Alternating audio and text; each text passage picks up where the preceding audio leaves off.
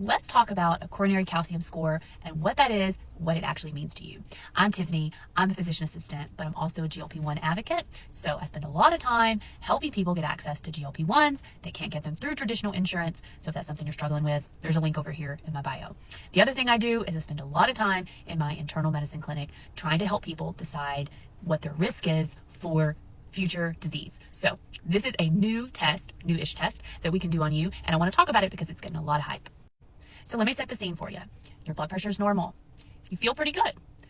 Maybe your cholesterol's okay, or maybe it's borderline, but you still worry about your heart. Maybe somebody in your family's had heart disease. How do you know? How do you know if your heart is healthy?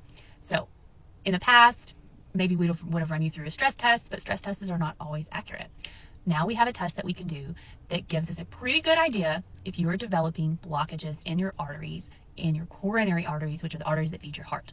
This is called a coronary artery calcium score test. Okay, it is a non-invasive CAT scan. So non-invasive means we don't have to use an IV, we don't have to use contrast. It takes about 10 minutes to do, so it's not super hard.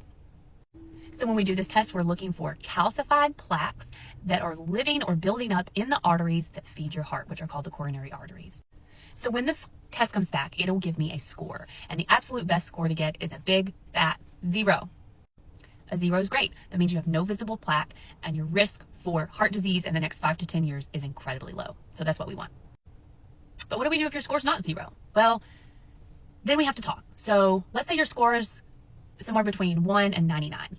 Then we have to talk about what I call risk factor modification. It doesn't necessarily mean you need a heart surgery or a heart cath or anything. It does mean that we need to get serious about modifying your risk factors, mostly getting very serious about your diet, managing your cholesterol, and maybe starting some medications for all of the above.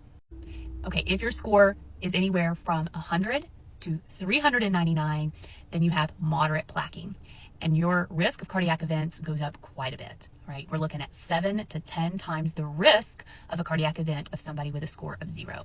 So that is something we take way more seriously. We need to look at major risk factor modification and really take a hard look and see if you're having any symptoms, even if those symptoms are not really always just chest pain. Maybe they're shortness of breath with exertion, or something else that maybe is not just standard chest pain.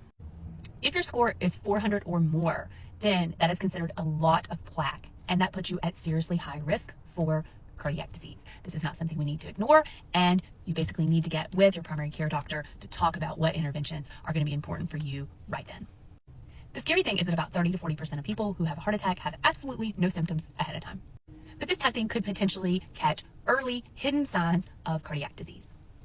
So this test may not be right for everyone, but it might be something to think about if you are over the age of 40, if you have a strong family history of coronary artery disease. But I will say, if you have previous heart stents already, it's not a good test for you. Or if you're having active heart symptoms, chest pain symptoms, not a good test for you. This is more about prevention and risk and not actually checking out if you're having an active problem. Just remember, heart disease is still the #1 killer in the United States, so we need to be doing more to try to look at risk prevention. So if you like this video, you want more content like this, follow me for more, and drop a comment down in the comment section if you've had one of these. I would love to know what your score was.